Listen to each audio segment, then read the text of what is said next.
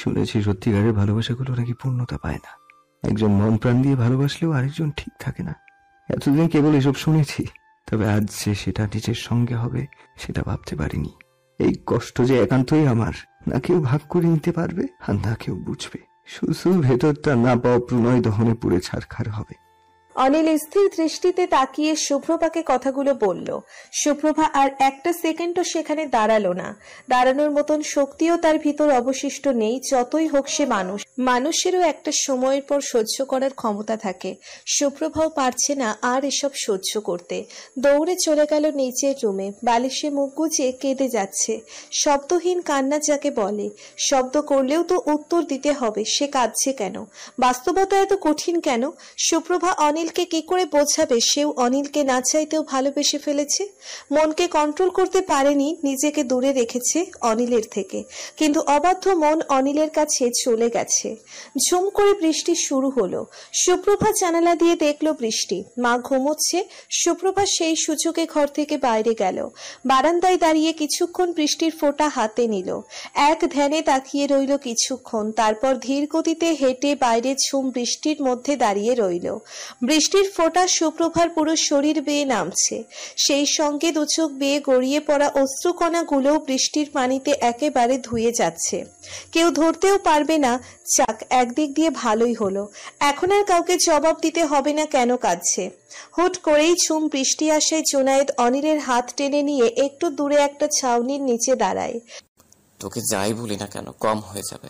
একদম সেই ছোট্ট থেকে তোর সাথে আছি, স্কুলে ভর্তি হওয়ার আগে থেকেও। এতদিন কোনো মেয়ের দিকে চোখ তুলেও তাকাসনি, অথচ কি করে শুভ্রভার মন জয় করবে সে চিন্তা করে গেছিস। আমি জানি তোর মনের ভিতর ঠিক কি চলছে, বুঝতে পারার মতন কিছুই নেই আমার কাছে। তবে অনিল ভাই, নিজেকে শান্ত কর। অনিল একদম নীরব পাথরের মূর্তির ন্যায় দাঁড়িয়ে আছে, যেন কোনো কথা বলতেই পারছে না। আচমকা প্রবল বৃষ্টির ভিতর দিয়ে একা একা হেঁটে যাচ্ছে। পাশ থেকে জুনায়েদ ডাক দিল, কিন্তু অনিল শুনল না। বেস্ট ফ্রেন্ডকে এভাবে ছেড়ে দেওয়া উচিত মনে হলো না জুনায়েদের। সেও সঙ্গে ভিজে অনিলের পাশে চুপচাপ হাঁটতে লাগলো। পুরো রাস্তায় জুনায়েদ অনিলকে অনেক কথা বলার চেষ্টা করেছে, কিন্তু অনিল পুরো চুপ ছিল, একটা কথা না বলেও। অনিল বাড়ির গেটে ঢুকতেই জুনায়েদ চলে গেল। বাসায় নিজের রুমে গিয়ে ছিটকিনি আটকে দিল অনিল। সন্ধে থেকে এক নাগারে হাঁচি দিয়ে যাচ্ছে শুভ্রভা। মা চা বানিয়ে দিয়ে গেছে, ইচ্ছে করে খাচ্ছে না। খাবার কোনো ইচ্ছেই নেই মনে। রাতেও ভাত খেতে চায়নি। কিছুতেই কিছু ভাল লাগছে না শুভ্রভার। বারংবার অনিলের সেই কান্না মিশ্রিত মুখটা বারবার মনে পড়ছে। আন মনে চেয়ে আছে জানালা দিয়ে বাইরের দিকে। তখনই দরজায় ঠক ঠক আওয়াজ শুনেই গায়ে থাকা ওড়নাটা ভালো করে জড়িয়ে নিল।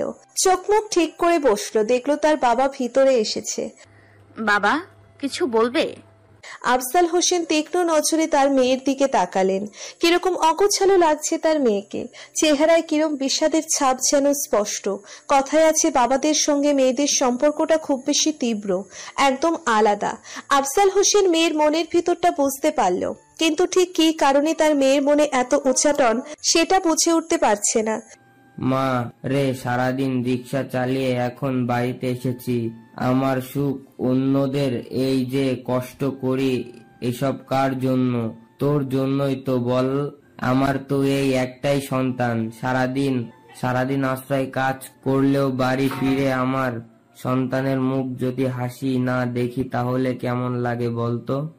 সুপ্রভা মাথা নিচু করে রইল। ইচ্ছে করছে বাবার সামনে হাউমাউ করে কেঁদে নিজের ভিতরটা হালকা করে নিক, কিন্তু সেটা পারছে না। এসব বলছো কেন বাবা? কি হয়েছে তোমার?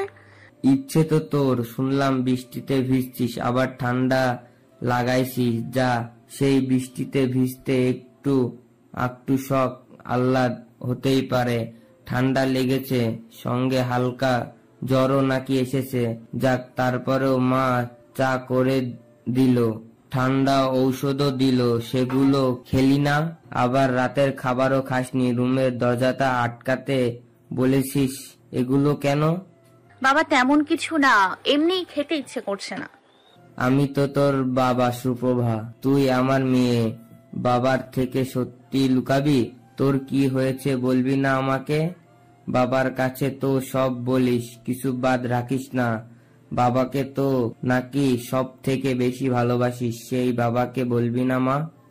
সুপ্রভা আর পারল না, ভিতরের চাপা কান্নাটা বেরিয়ে আসলো এবার। একজন বাবা যদি মেয়ের সাথে এরকম বন্ধুর মতন মিশে এসে প্রশ্ন করে, তাহলে নিজেকে আটকে রাখবে কি করে? আর সুপ্রভা বাবার কাঁধে মাথা রেখে ইচ্ছে মতন কাঁদলো।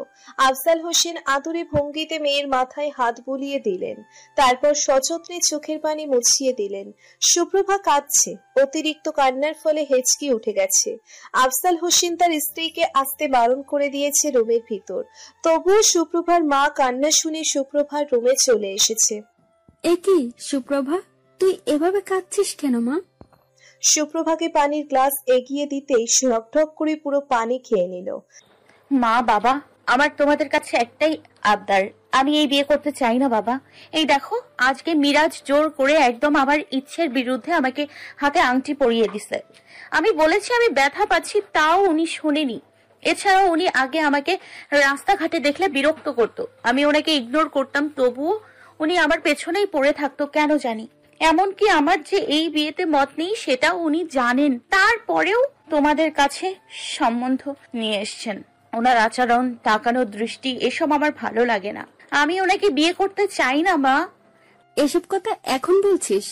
পাকা কথা হয়ে গেল তারপর? কই, এর আগেও যে আমি তোকে বলছিলাম, তখন কেন আমাকে এগুলো বলিসনি? বেশ ধমকের সুরেই মেয়েকে কথাগুলো বললেন।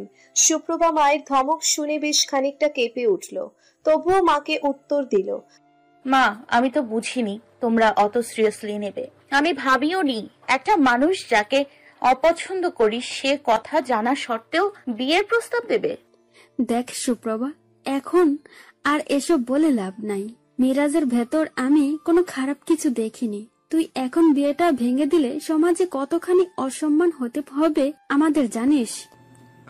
সম্মান অসম্মানের ব্যাপার তোমাকে ভাবতে হবে না। আমি সৎ পথে খেটে খাই, কেন অসৎ কাজ করিনি যে লোকে অসম্মান করবে আমাকে। সুপ্রভার সঙ্গে তুমি এভাবে কথা বলবা না। তুমি চলে যাও এখান থেকে। ধমকে কিছু হয় না, যা হয় বুঝে ভালোবেসে। তুমিও মেয়ের তালে তাল মিলাচ্ছ? আমি তো কোনো খারাপ দেখলাম না। আমার মেয়ে একটা ছেলেকে না করছে, তার ব্যবহার ভালো লাগেনি, এটাই। সেই ছেলেকে না করা সত্ত্বেও সেই বাড়িতে প্রভাস নিয়ে এসেছে, সেটা কোন দিয়ে ভালো আমাকে বলতে পারো? তোমার এসব ধমকের কারণে আমার মেয়েটা তোমার সঙ্গে ভালো মতো কিছু মন খুলে বলতে পারে নাই। তুমি যাও, আমাকে মেয়ের সাথে কিছুক্ষণ সময় কাটাতে দাও। আমার এই একটাই সন্তান, আর নেই। সুপ্রভার মা চলে যেতে আফজাল হোসেন আবারও সুপ্রভার মাথায় হাত বুলিয়ে দিলেন। সুপ্রভা মা, বাবাকে বল তোর ভালো করে ওই মিরাজ তোকে কতদিন ধরে বিরক্ত করতো। মানে বিরক্তই তো, কখনো কোনো খারাপ কথা বা কিছুই করেনি তো? না বাবা, খারাপ কিছু করেনি, কিন্তু উনি আমার পিছু পড়ে থাকতো এই কয় মাস যাবত। আমার ওনাকে একটু ভাল লাগে না বাবা। আমি স্কুল থেকে ফেরার পথে দেখলাম উনি সিগারেট খাচ্ছে রাস্তায় দাঁড়িয়ে দাঁড়িয়ে। উনি যে শুধু আমাকে বিরক্ত করতো তাও না, আমার বান্ধবী আছে না নিপা, ওর সাথেও এরকম করতো। আমার সাথে পারেনি, যতবার এসছে আমি কড়া করে কথা শুনিয়েছি, ভেবেছি চলে যাবে, কিন্তু এ বেহায়ার মতন কালকে বাড়িতে চলে এসছে। বাড়িতে এসছিল সেজন্য ভদ্রতার খাতিরে তেমন কিছু বলতে পারি। বাবা দেখো, সকালে জোর করে আংটি পরিয়েছে, আমার আঙুল এখনো ব্যথা করছে। আফজাল হোসেন মেয়ের আঙ্গুল ধরে দেখলো এখনো বেশ খানিকটা লাল হয়ে আছে। এত কিছু আগে বলিসনি কেন? আমি তো কিছুই জানতাম না। তোর মাকেও বলতে পারতিস। বাবা, আমি ভেবেছি কথা শুনিয়ে দিলে চলে যাবে, কিন্তু এ যায়নি, আর মাকেও বলিনি তেমন করে। ও সেদিন এসেছিল, এসে আমাকে বলল, চাচা আমার সুপ্রভাকে ভাল লাগে, আমি ওকে বিয়ে করতে চাই। আমি তো ওকে ভালো জানতাম, পাশের এলাকায় ছেলে কখনো খারাপ শুনিনি, সেজন্যই বলছিলাম ঠিক আছে পরে দেখা যাবে। আর কালকে শুনি তোর মা পাখা কথা সেরে ফেলছে। বাবা, আমি এই বিয়েটা করতে চাই না, তুমি দেখো না একটু। এমনি এমনি তো বারণ করছি না, শোনা কিছুই যে সব সময় সত্যি হয় তা তো না। বলো, কেউ কি নিজে এসে বলবে তোমাকে তার খারাপ দিক? সবাই তো ভালোই বলবে, কিন্তু আমার ওনাকে একটুও ভালো লাগেনি। বাবা, তুমি এই বিয়েটা ভেঙে দাও। আফজাল হোসেন মেয়ের কথা শুনে দীর্ঘশ্বাস ফেললেন। তুই আমাকে আগে মিরাজের সম্পর্কে বলতিস তাহলে তক্ষুনি বারণ করে দিতাম। আমিও চাইনি তো এত তাড়াতাড়ি বিয়ে হোক। আমার তো স্বপ্ন আছে তোকে নিয়ে। একদিকে এই বিয়েটা ভেঙে যাক, তুই মন দে তোর ভবিষ্যতে। তুই শুধু তার মায়ের ইচ্ছের জন্যই মত দিয়েছিলাম। তোর মা বলছে ছেলে নাকি বলছে তোকে পড়াবে। ছেলেও দেখতে শুনতে ভালোই, তাই রাজি হয়েছিলাম। কিন্তু এসব যদি আগে বলতিস মুখের ওপর না করতাম। এরকম তো রাস্তাঘাটে কতজনই বিরক্ত করে বাবা, কিছুদিন পরেই কথা শোনালে চলে যেত। আমি তোমাকে এসব বলে বিরক্ত করতে চাইনি, কিন্তু বাবা একে আমার একটুও ভাল লাগে না। মাকে আগে বললে হয়তো শুনতো, বলিনি তেমন করে, কিন্তু এখন বললে বলবে পাকা কথা ঠিক হয়েছে। মা কিছুতেই শুনবে না, কিন্তু বাবা তুমি তো আমার কথা রাখবে। ঠিক আছে মা, তুই যখন বলছিস আমি লোক লাগিয়ে খোঁজ নিয়ে দেখছি। বিয়ের ব্যাপারটা সারা জীবনের ব্যাপার, এটা এমনি এমনি হতে দেওয়া যাবে না। তারপরেও তোর এখন বলার কথা, ভবিষ্যতে কিছু হলে আর বাবার সঙ্গে বলবি। মাকে বলতে না পারলেও বাবা থেকে কিছু কিন্তু লুকাবি না, কথা দে আমাকে। সুপ্রভার মুখে এবার হাসি ফুটলো। তার মনের ভিতর যে কথাগুলো জমেছিল মাকেও বলে শান্তি পাচ্ছিল না, সেই কথাগুলো অনায়াসেই বাবাকে বলে ফেললো। বাবা একটু মাথায় হাত রাখতেই সত্যিই মেয়েদের সাথে বাবার সম্পর্কটা অন্যরকম। ঠিক আছে বাবা, পাক্কা প্রমিস। আমার যা হয় যা কথা থাকে আমি সব সময় তোমাকে বলবো, তোমার থেকে কিচ্ছু লুকোবো না। আফজাল হোসেন মেয়ের সামনে খাবারের প্লেট রেখে খেতে বললে নিচে রুম ছেড়ে চলে গেলেন স্ত্রীর সাথে ভালো করে কথা বলতে বলতে। সুপ্রভার মনে একটা আশায় উদয় হলো, তার বাবা যখন বলেছে তখন আর মনে কোনো চিন্তা রইল না এই বিয়েটা নিয়ে। এভাবেই কিছুদিন পার হতে লাগলো। সুপ্রভার আপন মনে স্কুলে যাবার জন্য তৈরি হচ্ছিল, তখনই রূপন্তী আসে ছুটতে ছুটতে। কিরে হাঁপাচ্ছিস কেন এভাবে রূপা? আরে হাঁপাবো না, শোন তাজা খবর আছে। মিরাজ মানে তোর যার সাথে বিয়ে হয়েছে, সে গণপিটানো খেয়ে কালকে রাতে হাসপাতালে ভর্তি হয়েছে। দেখ রূপা, সকাল সকাল মাথা নষ্ট করিস না। স্কুলে যেতে হবে, কয়দিন পর পরীক্ষা, অযথা সময় নষ্ট করিস না। রূপন্তীর কথা সুপ্রভা নেহাতি মজার ছলে নিলেও রূপন্তীর কথা শুনে পাশের রুম থেকে সুপ্রভার মা সাহারা খাতুন ছুটে চলে আসলো। কি বললে? রূপন্তী মিরাজ গণপিটুনি খেয়েছে? কি এমন করেছে সে? আরে আন্টি, আপনার মেয়ে তো আমার কথা বিশ্বাসই করলো না, ভাবছে আমি বুঝি মজা করছি। কিন্তু আসার সময় খবর পেলাম মিরাজ নাকি কালকে রাতের বেলা একটা মেয়ের সাথে দেখা করতে গেছিল তাদের বাড়ির পাশে। তখন অনেক রাত, বোধহয় 9টা-10টার মতন বাজবে। দেখা করতে গিয়েছিল, আর কে জানি দেখেছিল এত রাতে একটা ছেলেকে মেয়ের সঙ্গে দেখতে পেয়ে দিল আচ্ছা মতন। আর সে ছেলে আর কেউ না, আপনার মেয়ের হবু স্বামী মিরাজ। তুই ঠিক শুনেছিস তো রূপা? আরে হ্যাঁ, ঠিকই শুনেছি আমি। তোর বিশ্বাস হয়নি তো? দেখবি এক্ষুনি আঙ্কেল আসবে। আমি আঙ্কেলকে দেখেছি, উনি বলল বাড়িতে আসবে, গামছা নিতে নাকি ভুলে গেছেন। রূপন্তীর কথা শুনে সাহারা খাতুন মাথায় হাত দিয়ে বসে পড়ল। ছেলেটাকে এত ভালো ভেবেছিলাম, আর সেই কিনা শেষমাস এরকম নোংরামও বের হলো। ছি, এত রাতে মেয়েদের সাথে দেখা করতে গিয়েছিল, তাও যেখানে আমার মেয়ের সাথে বিয়ে ঠিক হয়েছে তা সত্ত্বেও। সুপ্রভা মিটিমিটি হাসলো, খুব হাসলো, তার বিয়ে ভেঙে গেল অবশেষে। রূপন্তীও লক্ষ্য করলো সুপ্রভার মুখের সেই হাসি। কথা বলার মাঝখানে আফজাল হোসেন ঘরে এসে আগে সুপ্রভার মাকে ডাক দিতেই সাহারা বেগম বলে উঠলেন, আর চিল্লিয়ে বলতে হবে না তোমাকে, আমাকে রূপা সব খবর দিয়েছে। ছি, ছেলেটাকে কত ভালো ভেবেছিলাম বলো, শেষমাস কিনা এরকম বাজে বের হলো, মেয়ে নিয়ে ধরা খেলো। হায় খোদা। মা, তোমরা অবাক হলেও আমি অবাক হচ্ছি না, কেন বলো তো? কারণ আমি এর আগেই তোমাদের বলেছি আমি স্কুল যাবার পথে ওনাকে দেখতাম মেয়েদের বিরক্ত করতে, বিড়ি সিগারেট খেতে। সে উনি যে এরকম করবে অবাকের কিছুই না। যাক, এবার অন্তত তুমি বুঝেছো তো? হ্যাঁ বুঝেছি, এবার কি হবে তবে? আরে শাহানারা, কি হবে আবার? এই বজ্জাত ছেলের সাথে আমি আমার মেয়ের বিয়ে কিছুতেই দেব না।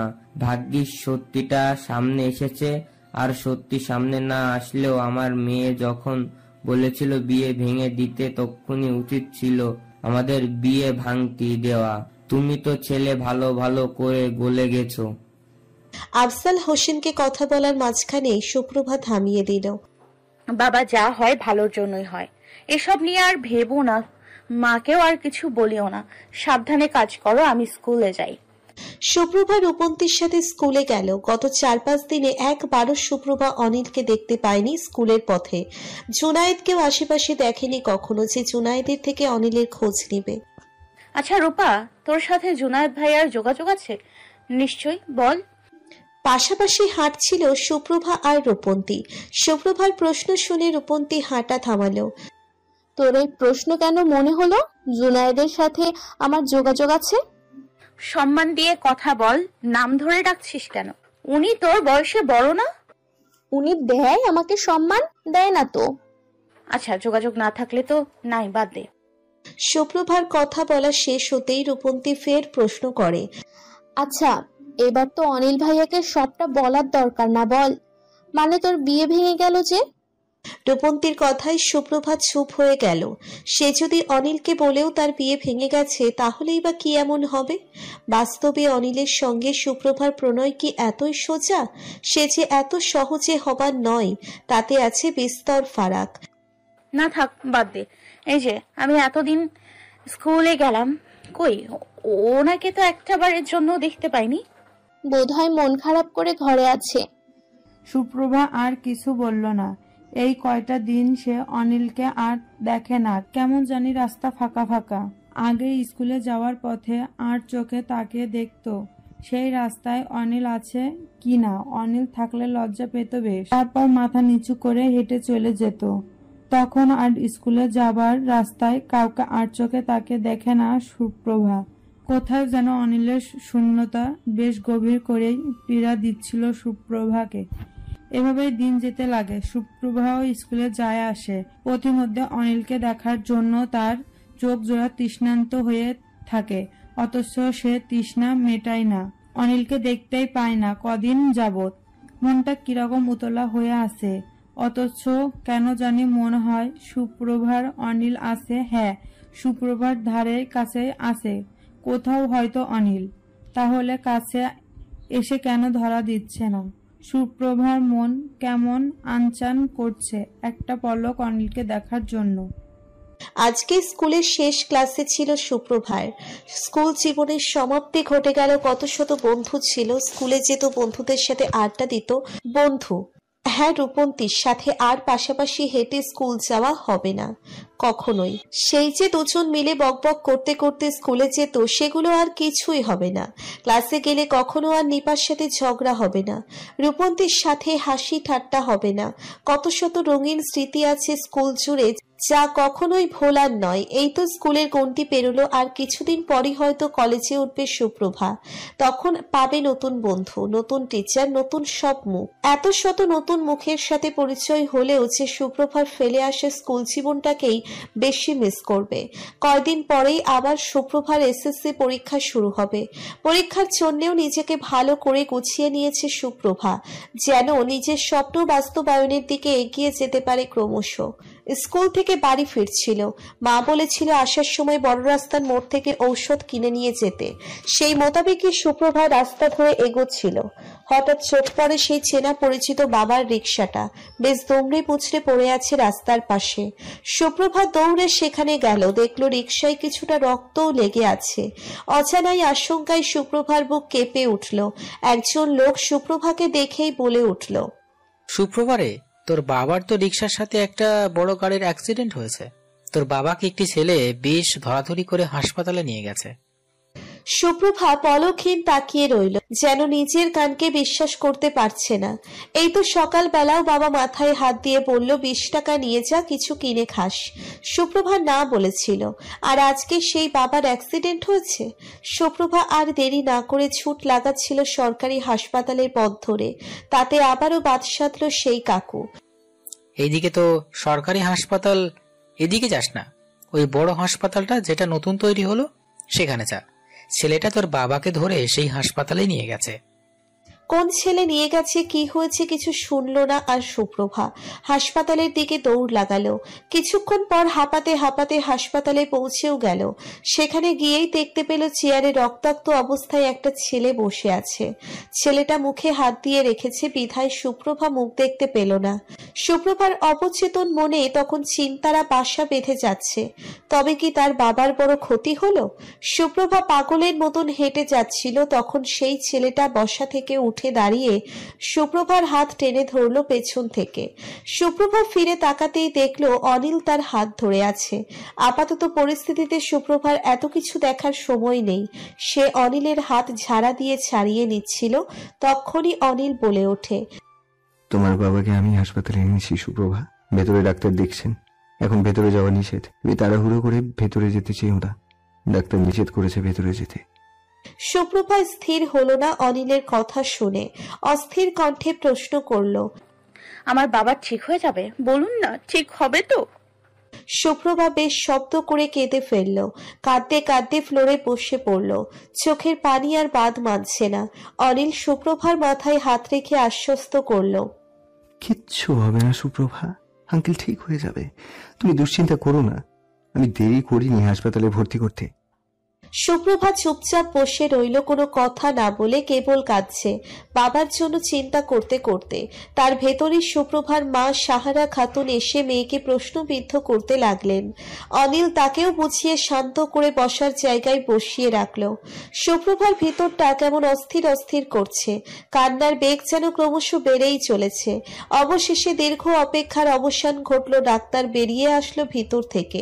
ডাক্তারকে দেখেই সুপ্রভা আর সাহারা খাতুন ডাক্তারের সামনে গিয়ে দাঁড়ালো। দেখুন, আপনারা এভাবে কাঁদবেন না। আমরা তো চিকিৎসা করেছি, কিন্তু ডাক্তার পুরো কথা বলে উঠতে পারল না। তার আগেই সুপ্রভা বেশ শব্দ করে কেঁদে দিল। ডাক্তারের কথা শুনে সুপ্রভার কান্নার গতি আরো বেড়ে গেল। হেঁচকি উঠে গেছে কাঁদতে কাঁদতে, প্রায় চোখ মুখ ফুলে গেছে একাকার হয়ে। ওদিকে সাহারা খাতুন ডাক্তারের কথা শুনে ধপ করে মাটিতে বসে গেছে। অনিল গিয়ে সুপ্রভার কাঁধে হাত রেখে সান্ত্বনা দিল। এই মুহূর্তে এই একটা ভরসাযোগ্য হাতের খুব দরকার ছিল সুপ্রভার। ভেঙে পড়ো না সুপ্রভা, আমি আছি। তোমার সাথে যাই হয়ে যাক না কেন, সব রকম পরিস্থিতিতে আমি আছি। আপনারা তো আমার পুরো কথাই শুনছেন না তো দেখছি। তার আগে এভাবে কান্নাকাটি শুরু করেছেন। রোগীর মাথায় গুরুতর আঘাত পেয়েছে, বেশ রক্তক্ষরণ হয়েছে, রক্তও দিতে হয়েছে। ওনার একটা হাত ভেঙে গেছে, আমি সেটা প্লাস্টার করে দিয়েছি। যদিও জ্ঞান ফেরেনি, আমি ঘুমের ওষুধ দিয়েছি। জ্ঞান ফিরলে আপনারা দেখা করবেন। ডাক্তার চলে যায় তার কথা বলেই। ডাক্তারের কথা শুনে সুপ্রভার তার মায়ের কাছে যায়। মা, কেঁদো না আর। বাবা ঠিক আছে, ভালো আছে। এবার বাড়িতে নিয়ে যাই, তারপর দেখো আমি বাবার সেবা যত্ন করে একেবারে সুস্থ করে তুলবো। সাহারা খাতুন দরজার ওপাশে গিয়ে দাঁড়ালেন, যদি স্বামীকে একটা নজর দেখা যায় সেই আশায়। অনিল ফোনটা বের করে বাড়িতে কল করে যা বলার বলে দিল। অনিল কাছেই দোকান থেকে পানির বোতল কিনে এনে সুপ্রভার সামনে দিতেই সুপ্রভা পানিটুকু খেয়ে নেয়। অনিলের দিকে তাকায়। এতক্ষণ বাবার কথার জন্য সুপ্রভার মনেও আসেনি যে অনিলকে সে একটিবারও দেখেনি। এই কয়দিন সেই অনিল আজকে তার বাবাকে হাসপাতালে নিয়ে আসলো। একদম কি করে? আপনি আমার বাবাকে হসপিটালে নিয়ে আসলেন কি করে? সুপ্রভার প্রশ্ন শুনে অনিল চুপ হয়ে গেল। সে কি করে বলবে এই কয়দিন অনিল সুপ্রভার সামনে না গেলেও আড়াল থেকে নিজের প্রিয়তমাকে সে ঠিকই দেখে নিত। চাপা অভিমানের জন্য সামনে গিয়ে ধরা দেয়নি সুপ্রভার। আজকেও সুপ্রভাকে দেখার উদ্দেশ্যে রাস্তায় দাঁড়িয়েছিল, বড় রাস্তা ধরে হেঁটে আসছিল। তখনই দেখতে পাই সুপ্রভার বাবাকে। আমি বড় রাস্তা দিয়ে হেঁটে আসছিলাম, তখন দেখি অ্যাক্সিডেন্ট হয়। তারপর সেখানে গিয়ে দেখি আঙ্কেল, মানে তোমার বাবা। তারপর আমি ওনাকে এই হাসপাতালে নিয়ে আসি, এটুকুই। আপনাকে অশেষ ধন্যবাদ আর কৃতজ্ঞতা রইল। যদি আপনি ঠিক সময়ে আমার বাবাকে হসপিটালে না আনতেন তাহলে হয়তো আরো বড় ক্ষতি হয়ে যেত। আপনার কাছে আমি আজীবনের জন্য ঋণী থাকলাম। ঋণ নয়, উনি অনেক ভালো মানুষ। আমাকে এর আগে তোমাদের বাড়িতে নিয়ে গিয়েছিল, যদিও আমি জানতাম না উনি তোমারই বাবা, তাও গিয়েছিলাম। উনি কি সুন্দর করে তোমাদের বাড়িতে নিয়ে গিয়েছিল, কত গল্পও করেছিল আমার সঙ্গে। সেই হিসেবে ওনার কাছে আমিও কৃতজ্ঞ ছিলাম। এখন না হয় শোধবোধ হয়ে গেল। অনিলকে আর কিছু বলল না সুপ্রভা, চুপটি করে বসে রইল। বসা থেকে উঠে দাঁড়িয়ে গেল নিজের মায়ের কাছে। মা, এবার ওঠো, বাড়িতে যাও, বাবার জ্ঞান ফিরবে একটু পরে। তোর বাবাকে না দেখে, কথা না বলে মানুষটার সঙ্গে আমি কোথাও যাব না। কিন্তু মা, দুপুর হয়েছে, খাবারেরও ব্যবস্থা করতে হবে নাকি? বাবা কি বাইরের খাবার খাবে? সে দেখা যাবে না, সুপ্রভা সব হবে। আগে আমি ওনার সাথে দেখা করব, তারপর। সুপ্রভা আর মাকে আর কিছু বলল না, চুপচাপ আবারও বসে রইল। কিছুক্ষণ পরেই সেখানে সুনেরা বেগমকে দেখতে পেল। সেদিন অনিলের মায়ের সাথে কথা বলার পর সুপ্রভার সুনেরা বেগমকে চিনতে অসুবিধে হলো না। অনিলের মা সুপ্রভার সামনে এসে দাঁড়ালো। কেমন আছো মা? তোমার বাবা ঠিক আছে তো? সুপ্রভা হাসি মুখে উত্তর দিল। তখনই সুপ্রভার মা প্রশ্ন করে বসল, সুপ্রভা, এই ভদ্রমহিলা কে হয়? মা, ইনি অনিল ভাইয়ার মা হন। সুপ্রভার কথার পর সুনেরা বেগম নিজে এসে দাঁড়ালেন সাহারা খাতুনের কাছে। জি ভাবি, আপনি আমাকে চিনবেন না, আমি চিনি আপনার মেয়ে সুপ্রভাকে। চিনি, তার উপর সুপ্রভার বাবা সেদিন আমার ছেলেকে আপনাদের বাড়িতে নিয়ে গেছিল, সেটাও জানি।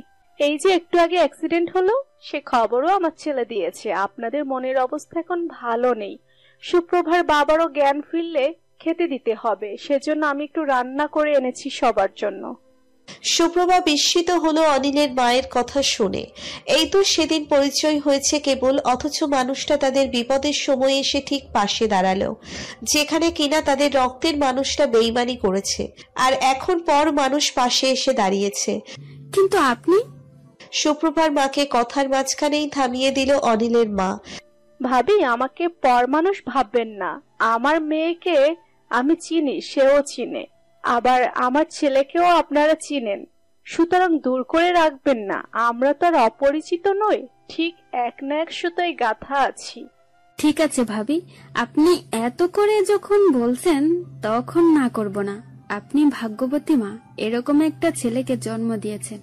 সেদিনও আপনার ছেলে আমার সুপ্রভার বাবাকে সাহায্য করেছে, আজকেও হাসপাতালে এনেছে, আবার আপনাকে বলেছেও সুপ্রভার বাবার খাবারের ব্যবস্থা করতে। কত ভালো মনের ছেলে, তা আর বলার নেই। সুপ্রভার মায়ের সঙ্গে অনিলের মা এমনি টুকটাক কথা বলছিল। সুপ্রভা চেয়ারে বসে আছে চুপচাপ, অনিল একটু দূরেই দাঁড়িয়ে আছে, সুপ্রভার দিকে তাকাচ্ছে না। সেদিন সুপ্রভা অনিলকে ফিরিয়ে দেবার কারণে চাপা অভিমান তৈরি হয়েছে অনিলের মনে সুপ্রভার জন্য। সুপ্রভার সেদিকে অত খেয়াল নেই, সে অপেক্ষা করে আছে কখন তার বাবাকে দেখতে পাবে। বসে বসে অপেক্ষা করছিল, ঠিক তখনই অনিলকে নিজের পাশে এসে বসতে দেখে ঘাবড়ে যায়। অনিল বুঝতে পারল সেটা। চিন্তা করো না, তোমার কাছে কিছু বলবো না। অনেকক্ষণ ধরে দাঁড়িয়ে আছি, পা ধরে গেছে, সেজন্য একটু বসেছি। সুপ্রভা আস্তে করে উত্তর দিল, ঠিক আছে। এরই মাঝে নার্স এসে খবর দিল আফজাল হোসেনের জ্ঞান ফিরেছে। কথাটা শুনতেই তৎক্ষণাৎ সুপ্রভা, সাহারা খাতুন দুজনে ভিতরে চলে গেল। সুপ্রভা গিয়েই আগে বাবার হাতটা আঁকড়ে ধরল। তুমি খেয়াল করে কাজ করতে পারো না বাবা? অ্যাক্সিডেন্ট কি করে হলো তোমার? মেয়ের প্রশ্ন শেষ হতে না হতে স্ত্রী আরেক প্রশ্ন করে বসলেন, এই বয়সে এসে তোমার যদি কিছু একটা হয়ে যেত তাহলে আমাদের কি হতো বলো তো? পরিবারের কথা ভাবো না নাকি তুমি? আফজাল হোসেন ভাঙা ভাঙা কণ্ঠে বললেন, তোমরা এত উতলা হও না, আমার কোনো দোষ নেই। হুট করে একটা গাড়ি এসে ধামকা মেরে দিল, আমি কি করব বলো? তবে চিন্তা নাই, আল্লাহর কাছে শুকুর আদায় করো। অনিল বাবা সেদিনও যেমনে আমার বিপদে সাহায্য করেছিল, ঠিক তেমনি এবারও আমার বিপদে সাহায্য করছে। দূরে দাঁড়িয়ে ছিল অনিল আর অনিলের মা। অনিল উত্তর দেবার আগেই অনিলের মা উত্তর দিল, আমার ছেলেকে আমি সুশিক্ষাতেই বড় করে তোলার চেষ্টা করেছি।